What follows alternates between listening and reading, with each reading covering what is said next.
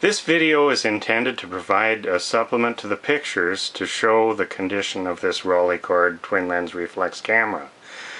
There are some things that are good about it and some things that are not. I'm going to make sure that I point out a number of things to supplement those pictures.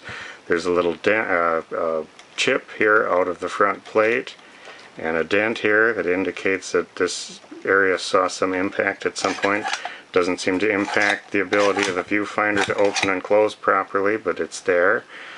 There is no shutter button here. I understand the Rolleicords used a special button that screwed in but had to be removed in order to use a shutter release cable, and they were often lost, as in the case here. The leatherette is coming loose in lots of places. Even here on this knob, this piece is just barely holding on. In fact, it comes right off. There's a little bit of gummy stuff that kind of keeps it in place, but that's very loose. It's loose all over. There's general scuffing of the leatherette, and we can see that. The other thing is this little point right here that holds the back closed, when this is opened up, will fall loose and potentially get lost if you're not very careful. There's supposed to be a little nut that goes right on here. That nut is missing, so be aware of that. And the shutter is a little bit sluggish. I'll demonstrate it. It's actually not that bad, but there's a little bit of sluggishness. And then in the main lens right here, we can see there's some kind of fogging or fungus or something behind this front element. I do not know exactly what that is, but I want to make it clear that there's something in there that this lens assembly would need to be disassembled and cleaned out to address that. So with that, I'm going to go ahead and demonstrate some things. This camera is similar to a Minolta autocord that my dad had, so I have a little bit of familiar with this kind of camera. The viewfinder opens. There's a little magnifier here. Pretty dirty, but it allows you to look through and focus very closely. This one also has a viewfinder where you can push this front down and lock it, and then just simply look through this back here and you'll see a square format. And we can release that by pushing this button right here, and then that flips back up. Flip the magnifier down and close it. The focus on this one is done by this knob here, and that seems pretty smooth, so that works.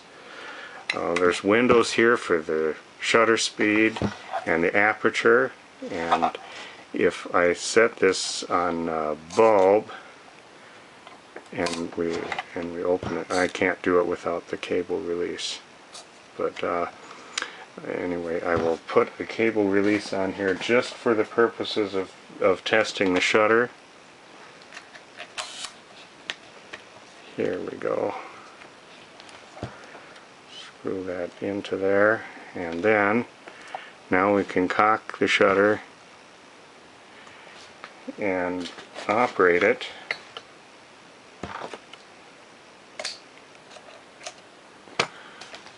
Do I have that in? Okay. Cock the shutter.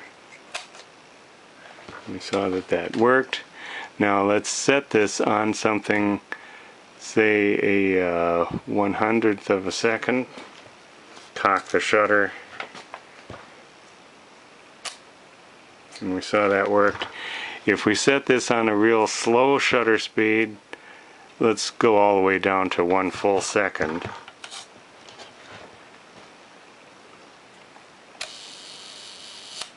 Just a little bit of hesitation in there. It basically works, but you might hear it probably should be cleaned and lubricated. That's actually not that bad. So, and anywhere in between here, the shutter also works. So that seems to be just fine, other than a little bit of sluggishness at the longest speeds. The aperture is over here, and I've verified that those blades do open and close according to what this is set at. And then let's pop this open, and again I'm going to demonstrate how this little point can get lost here. There it is. So we don't want to lose that. And then we can open this back up here and we can see inside. Looks pretty clean inside. That looks good. This pressure plate actually has two positions, and this one is shown as 6 by 6 centimeters or 2 1/4 by 2 1/4 inch. And if we slide it down here, then there's a 24 by 36 millimeter, which apparently there must be some way to put 35 millimeter film in here, because that's what corresponds to that. I don't know how to do that. Typically twin lens reflex cameras had some kind of kit that was needed for that, and I do not have that. So we will set that back on 2 1/4 by 2 1/4, and that is the size that we are assuming this is set up to fire. And I'm going to put the little point back in here just to demonstrate that it can be done. As we close the door and then pull that back, and it's in there, it's locked, but be aware that little point can get lost if you're not careful. I don't have a tiny nut that will fit on there. But anyway, that is this Rolleicord.